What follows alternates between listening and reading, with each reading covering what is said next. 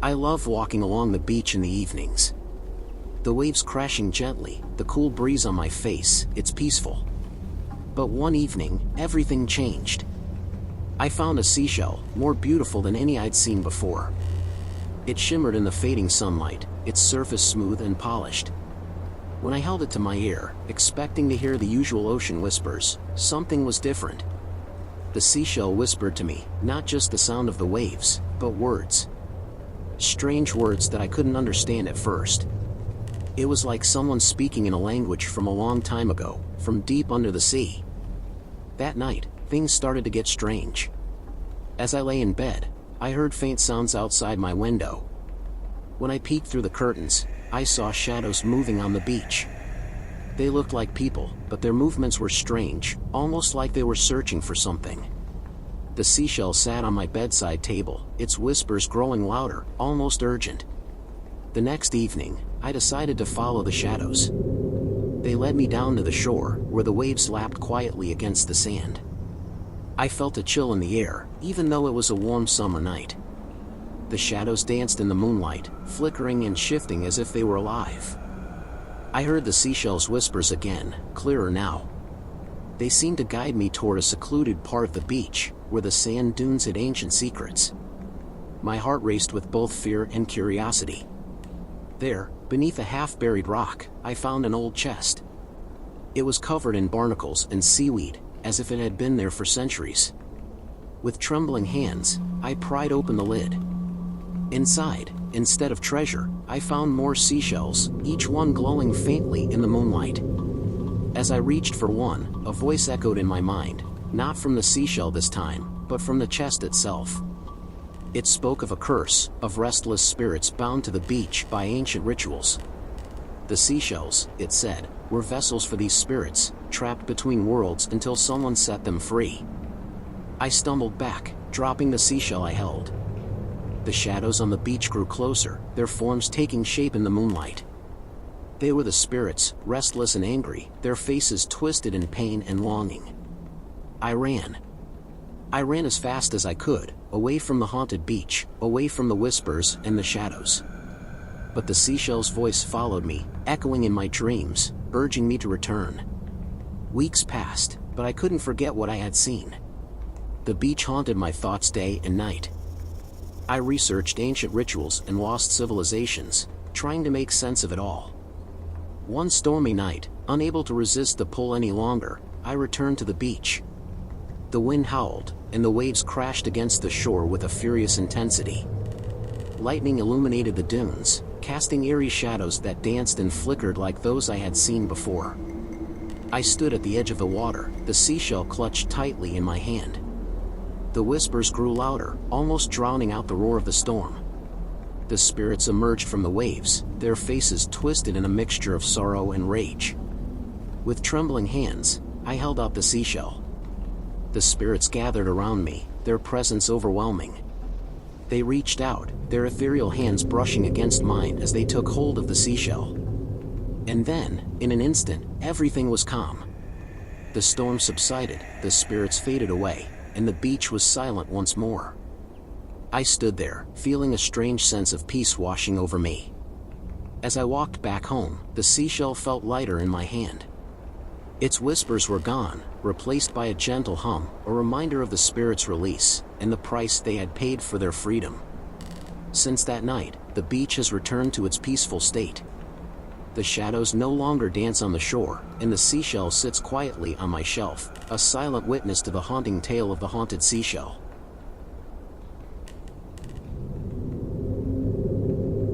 The beach has always been my escape, a place where the worries of the world melt away with each wave that crashes against the shore.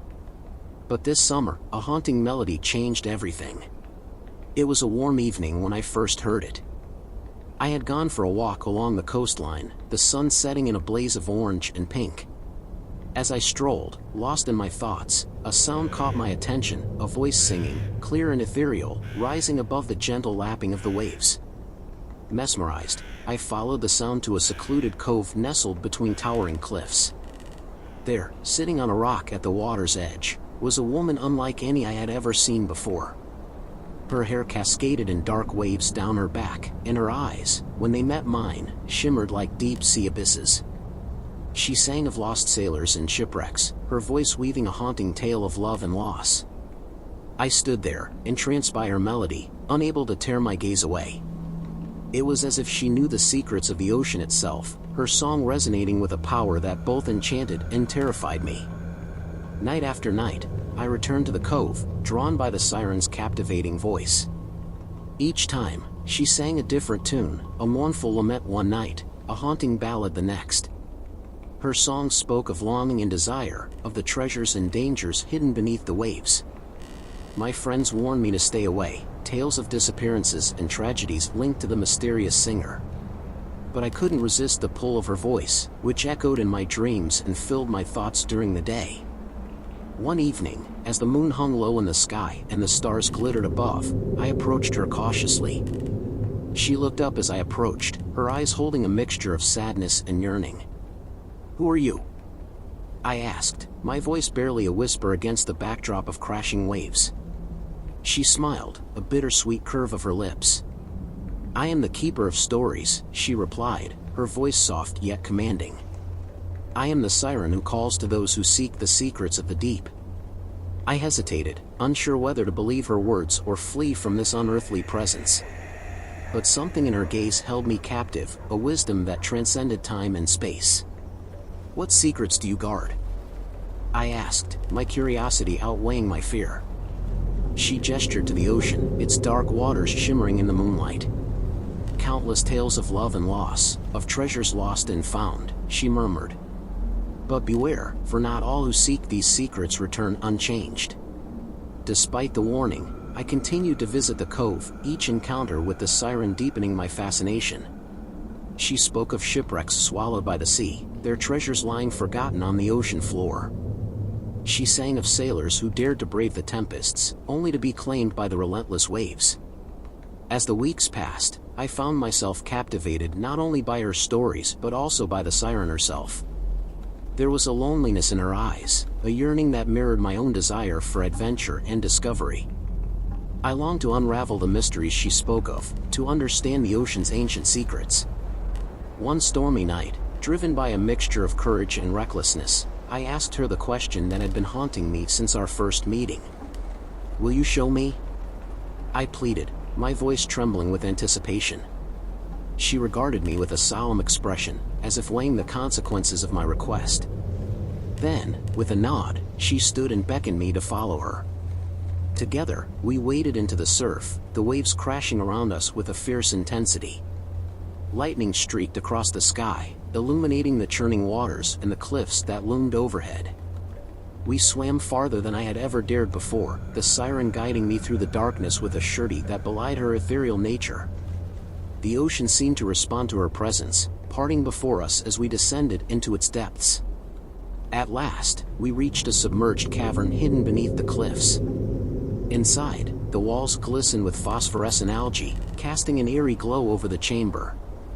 Treasure chests lay scattered on the sandy floor, their contents glittering in the dim light. "These are the relics of lost voyages," the siren explained, her voice echoing in the cavern's depths. "Each one tells a story of hope and despair, of dreams fulfilled and promises broken." I knelt beside one of the chests, my fingers trembling as I lifted its lid. Inside, I found artifacts from a bygone era, jewels that sparkled like stars, coins minted with long-forgotten emblems, and a tattered map that hinted at untold riches waiting to be discovered. But as I reached for a necklace adorned with shimmering pearls, a sense of unease crept over me. The cavern seemed to grow colder, its walls closing in as if to trap us within its depths. "We must leave," the siren said, her voice tinged with urgency. "The ocean does not take kindly to those who disturb its treasures." Reluctantly, I closed the chest and followed her back to the surface. The storm had passed, leaving behind a tranquil sea and a sky filled with stars. I glanced back at the submerged cavern, its secrets hidden once more beneath the waves. Days turned into weeks, yet I couldn't forget the siren's call. Her voice haunted my dreams, beckoning me back to the cove where we had first met. I searched for answers in books and ancient legends, trying to uncover the truth behind her mysterious allure.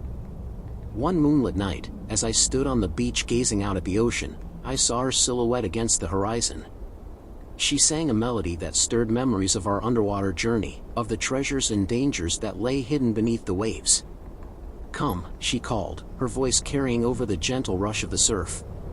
"Come with me, and together we will explore the ocean's depths." I hesitated, torn between the safety of the shore and the allure of the unknown. But in the end, my curiosity won out. I waded into the surf, the cool water lapping at my ankles as I approached her.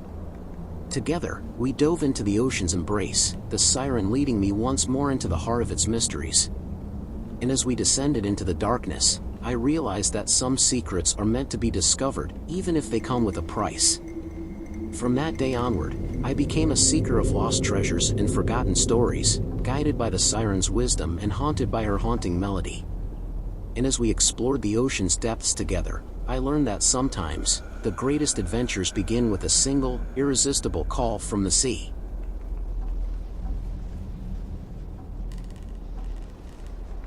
I've always loved the beach. The way the sand feels beneath my feet and the salty breeze that tickles my skin, it's my sanctuary. But one summer, everything changed. It was a hot July evening when I found the journal. I was walking along the shore, watching the tide roll in, when something caught my eye, a weathered book half buried in the sand. Curious, I knelt down and brushed away the grains to reveal its cover, which was adorned with strange symbols etched in faded ink. The journal felt heavy in my hands, its pages brittle with age. I flipped through them, deciphering the strange symbols and ancient language within. It spoke of a lost civilization swallowed by the sea centuries ago, their secrets buried beneath the waves. As I read on, a sense of unease settled over me. The journal warned of a vengeful spirit haunting those who dared disturb its resting place, an entity tied to the mysterious disappearance of sailors and travelers along this coastline. Despite the warnings, I couldn't resist the urge to learn more.